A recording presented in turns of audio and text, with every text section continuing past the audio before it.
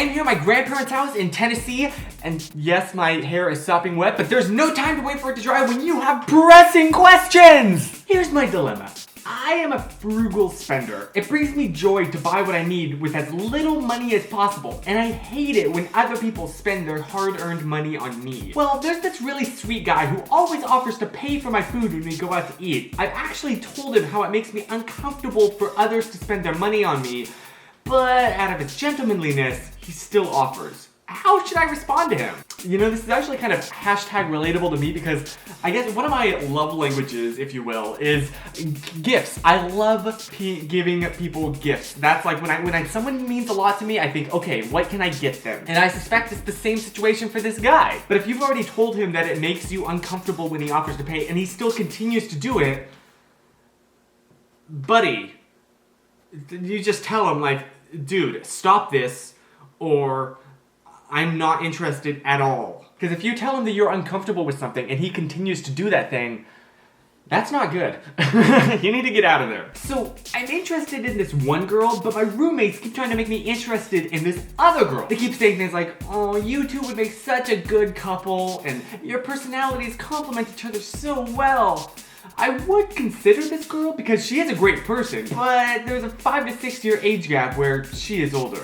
And the only reason my friends are encouraging me to go after her is because they think she likes me. The age gap makes me uncomfortable, and I've been trying so hard to get over my shyness to talk to this other girl. I want to follow through with asking her out. How do I get my friends off my back without being rude? Honestly, man, it sounds to me like the best way to deal with this and not be rude, because, you know, you don't want to be a jerk to these people. They're your freaking roommates, is to literally ask this other girl out. Just freaking do it, and if it works out, then you can just tell your roommates, I'm sorry, but I'm already going out with this other girl. And what are they gonna say to that? No, you should cheat on her? If they're good people, they won't say that. I have a very important question for you, and it's critical that you answer it, as my whole life and practically my whole existence hangs in the balance of this question being answered. How many fandoms is too many fandoms? Seriously, I'm in upwards of 20 fandoms. Is that healthy? Yeah, absolutely. In my opinion, like, why is it considered a bad thing to love something deeply? I'm in a few fandoms myself. Duh. And I'm not ashamed of it. It's one of the great joys in life to just love something so much you can't hold back, and you're just like, yes, you want to tell everybody this thing is amazing. Why? You should never feel bad for love. Unless it's like loving murder or killing puppies or something. And as long as they're not like literally annoying everyone you know. Last school year, I got pretty close with this guy from my English class. We became pretty good friends, but I haven't talked to him since school got out for the summer. I'm not going to that school anymore, so I don't even know if he'll still want to be my friend, but I wanted to invite him to an event at my church since we're both Catholic. I just don't want to seem awkward if I suddenly text him out of nowhere. Any advice? Well, it sounds like if you two hit it off pretty well, then yeah, he would want to come. But yeah, don't just like message him out of the blue saying, hey, we're having this event, do you want to go to it? Like, that's just kind of weird. Build up to it by, maybe like start out by saying like, hey, long time no talk, how's it going, man? You know, like, how's life? You know, how you doing?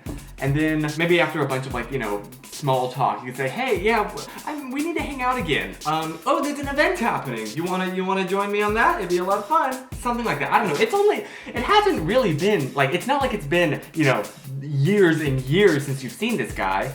Yeah, I'm on a roll today. Let's end this with a whopper. Okay, Chris, hang on to your fragile chair. This one is tough. If you were given one serving of 4 potatoes and told you could consume them in any form you like, i.e. mashed, baked, french fries, raw like an apple, but they would be the last potatoes you would ever have the privilege of consuming, which form would you choose and why? Okay, confession time. I'm honestly not a huge fan of potatoes. I know, MySpace would have hated me. Literally, like when I go out to eat, I never get french fries or anything like that. Maybe mashed potatoes if there's a lot of gravy. Oh, yeah, that's it right there. I only eat mashed potatoes really for the gravy, so I'm gonna have to go with mashed potatoes, but honestly, it wouldn't be that big of a loss to me. That was probably not the answer you were expecting, but it's the one you got.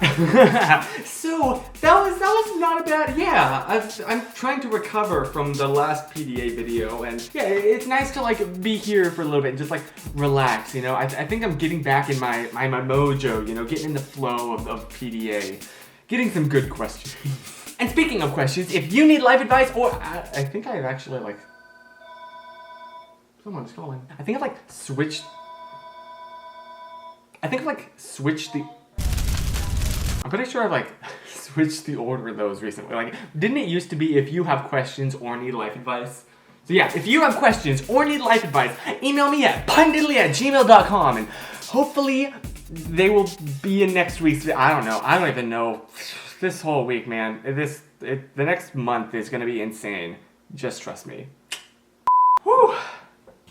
Probably should have waited till my hair dried to film this. I literally just got out of the shower, but your questions await, and I cannot resist the beckoning call.